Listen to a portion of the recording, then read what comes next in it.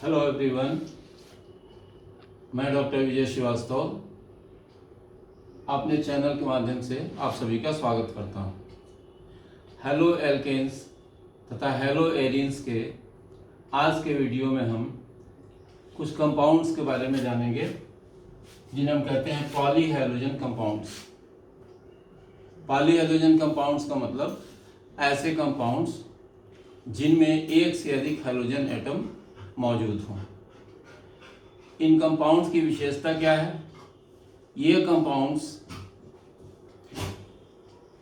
बहुत से industrial application वाले हैं और इनका ह्यूमन बॉडी पर भी बहुत सारा इफेक्ट पड़ता है। तो एक एक करके हम देखेंगे कंपाउंड्स को। सबसे पहले हम देखते हैं डाइक्लोरोमेथेन या मेथिलीन क्लोराइड, जिसका फॉर्मूला होगा CH2Cl2। टेट्राहेड्रल स्ट्रक्चर है, कार्बन sp3 हाइब्रिडाइज है और इसमें ये 2 क्लोरीन एटम्स और 2 हाइड्रोजन एटम्स जो होते हैं वो इससे अटैच्ड। तो ये कंपाउंड हमको स्टडी करना है, डाइक्लोरोमेथेन।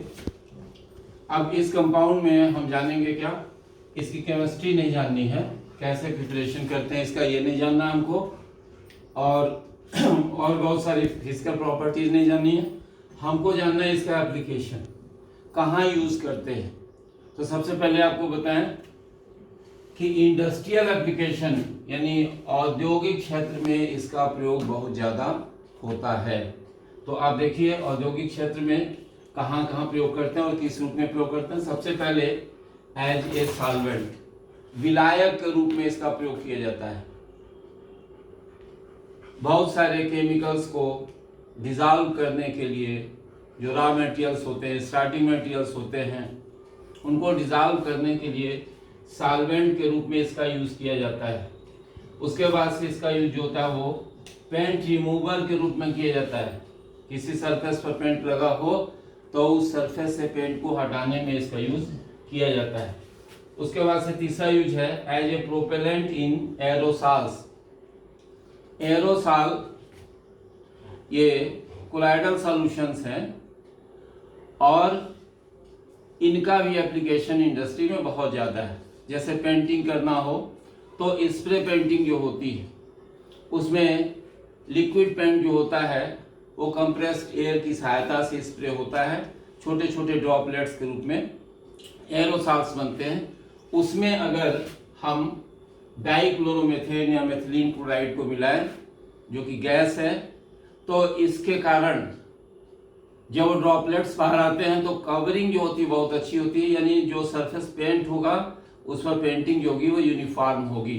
तो एज ए प्रोपेलेंट ये यूज होता है एरोसॉल्स में।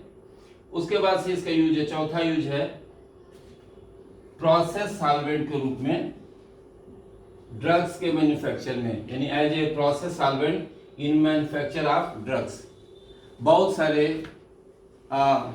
ड्रग्स यानी औषधियों के निर्माण में इसका प्रयोग प्रोसेस सॉल्वेंट में होता है। बहुत सी प्रोसेसिंग की जाती है, बहुत से स्टेप्स में ड्रग्स का प्रिपरेशन होता है। उन स्टेप्स में जहां भी सॉल्वेंट की जरूरत पड़ती है वहां हम यूज करते हैं डाइक्लोरोमेथेन को सॉल्वेंट के रूप में।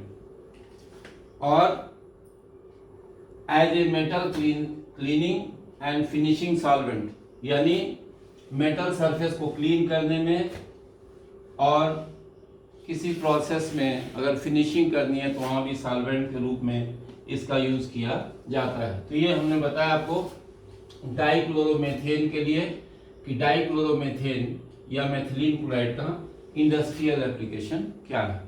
अब हम जानते हैं कि इसका ह्यूमन बॉडी पर क्या इफेक्ट पड़ता है।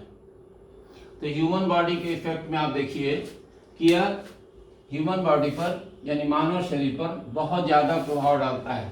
आप देखिए सबसे पहला इफेक्ट इसमें लिखा हुआ है CNS, सेंट्रल नर्वस सिस्टम, केंद्रीय तंत्रिका तंत्र को प्रभावित करता है।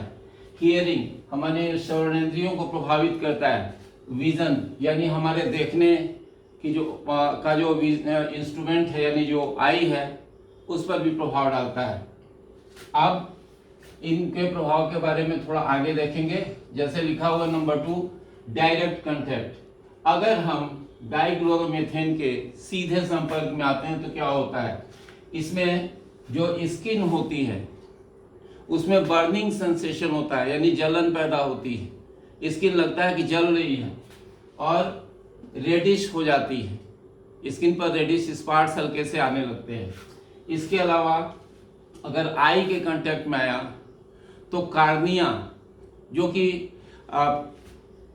हम किसी चीज को देखते हैं तो कार्निया जो होती है लाइट को एडजस्ट करती है जिससे कि हमको इमेज क्लियर दिखाई देती है, तो ये कार्निया में भी बर्निंग हो सकती है, इसमें भी जलन हो सकती है। उसके बाद से देख रहे हैं हम, अगर हम लो कंसंट्रेशन पर इसको देखें प्रभाव, यानी एयर में इसकी मात्रा बहुत कम हो, तो उस समय जो हमारे सुनने की प्रक्रिया है उसमें बाधा पड़ती है, इम्पेयर्ड हियरिंग, और उसके अलावा देखने में भी बाधा उत्पन्न होती है, यानी विजन में भी प्रॉब्लम क्रिएट होती है। इसके बाद से फोर्थ देख रहे हैं हम लोग कि अगर इसका कंसंट्रेशन एयर में बहुत ज़्यादा हो, सराउंडिंग में बहुत ज़्यादा हो, तो क्या क्या हो सकता है। ये देखिए 4 चीज़ें बताई गई हैं, डिजीनेस हो सकता है, नौसिया हो सकती है, टिंगलिंग हो सकती है, नंबनेस हो सकती है। डिजीनेस का मतलब है चक्कर आना, अगर ज़्यादा कंसंट्रेशन एटमॉस्फेयर में सराउंडिंग में हमारे हमने इनहेल कर लिया तो हमें चक्कर आ सकता है। नौसिया यानी वॉमिटिंग जैसा या मिचली जैसा हो सकता है। इसके अलावा टिंगलिंग का मतलब है कि हमारे शरीर में झंझनाहट हो सकती है, ऐसा लगता है जैसे कि ब्लड की कमी हो गई है, उस तरह से। और लास्ट में है नंबनेस, यानी जो फिंगर्स हैं, जो टोज हैं, वो सुन्न हो सकते हैं, सेंसेशन उनमें बहुत कम हो सकता है। तो ये इफेक्ट पड़ता है ह्यूमन बॉडीज पर। आपने देखा कि सेंट्रल नर्वस सिस्टम, हियरिंग और विजन और बहुत सारी चीज़ों पर इसका प्रभाव पड़ता है। तो इस तरह से हम लोगों ने कंप्लीट किया डाइक्लोरोमेथेन या मेथिलीन क्लोराइड को। तो इस तरह से हमने जो पहला कंपाउंड देखा था डाइक्लोरोमेथेन या मेथिलीन क्लोराइड, तो इसका इंडस्ट्रियल एप्लीकेशन और ह्यूमन बॉडी पर जो इफेक्ट है वो उम्मीद करता हूँ कि आपको समझ में आया होगा और आपने ठीक से समझ लिया होगा। अब देखते हैं हम सेकेंड कंपाउंड यानी दूसरा कंपाउंड ट्राइक्लोरोमेथेन, यानी जिसे हम क्लोरोफॉर्म के नाम से जानते हैं। फॉर्मूला इसका होगा CaCl3, यानी टेट्राहेड्रल स्ट्रक्चर इसका भी है। sp3 हाइब्रिडाइज्ड कार्बन से 3 क्लोरीन एटम और 1 हाइड्रोजन एटम सिंगल बॉन्ड से अटैच्ड। इसमें जानते हैं कि इसका एप्लीकेशन क्या है, कहाँ कहाँ यूज इसको किया जाता है।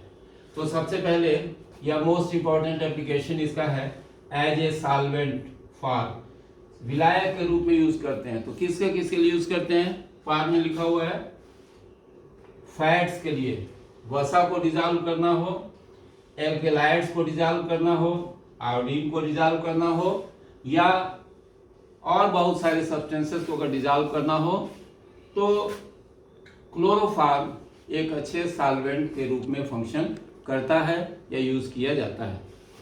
दूसरा एप्लीकेशन जो पहले होता था सर्जरी में एनेस्थेसिया के रूप में, निषेचक के रूप में क्लोरोफॉर्म यूज किया जाता रहा एज एनेस्थेटिक इन सर्जरी, तो पहले यूज किया जाता रहा, अब इसका यूज नहीं किया जाता है। तो ये एप्लीकेशन बहुत इंपॉर्टेंट नहीं हुआ। तीसरा एप्लीकेशन जो आजकल किया जाता है वो है in production of फ्रियान refrigerant R22। तो फ्रियान नाम से परिचित है, रेफ्रिजरेंट समझ रहे हैं, कूलिंग के रूप में, यानी रेफ्रिजरेशन में यूज किया जाता है R22 के प्रोडक्शन में, इसके निर्माण में। प्रोडक्शन का मतलब बड़े पैमाने पर इसका निर्माण किया जाता है क्लोरोफॉर्म की सहायता से। अब देखते हैं हम इसमें ह्यूमन बॉडी पर इसका क्या इफेक्ट पड़ता है। तो जब ये एनेस्थेसिया के रूप में यूज किया जाता था पहले ऑपरेशन के समय एज एनेस्थेटिक, तो सेंट्रल नर्वस सिस्टम यानी केंद्रीय तंत्रिका तंत्र पर इसका बुरा प्रभाव पड़ता था, डिप्रेशन उसमें आता था, सेंट्रल नर्वस सिस्टम डिप्रेस होता था। प्रभावित करता था सेंट्रल नर्वस सिस्टम को। दूसरा देखते हैं, अगर एयर में मौजूद है क्लोरोफॉर्म, इसके फ्यूम्स मौजूद हैं और उनकी कंसंट्रेशन है 900 पार्ट्स पर मिलियन, ये कंसंट्रेशन, ये सांद्रता अगर है तो क्या क्या प्रभाव पड़ता है हमारे शरीर पर? डिजीनेस होती है यानी चक्कर आने लगता है, फेटीग यानी थकान की एक विशेष अवस्था जिसमें कार्य करने का मन बिल्कुल नहीं होता, इच्छा बिल्कुल नहीं होती, लगता है कि शरीर जवाब दे गया है, उस स्टेज यानी फेटीग की अवस्था आती है, और सिर दर्द होता है यानी हेडेक होता है। तो ये आपको बताया कि दूसरा इफेक्ट ब्रीदिंग का क्या हुआ। इसके बाद से लिखा on chronic exposure. Chronic exposure का मतलब थोड़ा हमको समझना होगा, यानी हम क्लोरोफॉर्म के संपर्क में लगातार आ रहे हैं या रेगुलर इंटरवल पर जल्दी जल्दी लंबे समय तक आते हैं तो क्या होता है? तो लीवर और किडनी ये बहुत इंपॉर्टेंट ऑर्गन्स हैं बॉडी के, ये डैमेज हो सकते हैं, ये इनको बहुत ज़्यादा नुकसान पहुंचा सकता है। होता क्या है, जब ये बॉडी के भीतर जाता है तो बॉडी में बहुत सारे मेटाबॉलिक प्रोसेसेस या उपापचय क्रियाएं होती रहती हैं, जिनके फलस्वरूप में फास्जीन बनती है। आपको पता है कि फास्जीन यानी कार्बोनिल क्लोराइड एक बहुत ही पॉइजनस गैस है, और इसके फॉर्मेशन के कारण ये लीवर और किडनी दोनों डैमेज हो सकते हैं। अब नेक्स्ट यूज इसका क्या है, या सॉरी इफेक्ट क्या है इसका ह्यूमन बॉडी पर? तो वो है कि अगर क्लोरोफॉर्म में स्किन कहीं डीप हो गई तो उस कंडीशन में इस पर सोर्स हो सकते हैं। सोर्स का मतलब घाव हो सकता है वहां पर, और घाव का मतलब इसमें क्या है कि कुछ तो विजिबिलिटी में दिखाई देगा, और अगर नहीं दिखाई देता है तो छूने पर तकलीफ होगी, वहां दर्द होगा, तो ये सोर्स हो सकते हैं स्किन पर। इसके अलावा ये कहा जाता है कि क्लोरोफॉर्म को हम कलर्ड बॉटल्स में रखते हैं, पूरे ब्रिम तक यानी पूरा भर के रखते हैं, डार्क में रखते हैं, और ब्लैक पेपर से रैप करके रखते हैं, लपेट के रखते हैं। सारी चीज़ें इसलिए कि एयर और लाइट के कांटेक्ट में इसको नहीं आना चाहिए।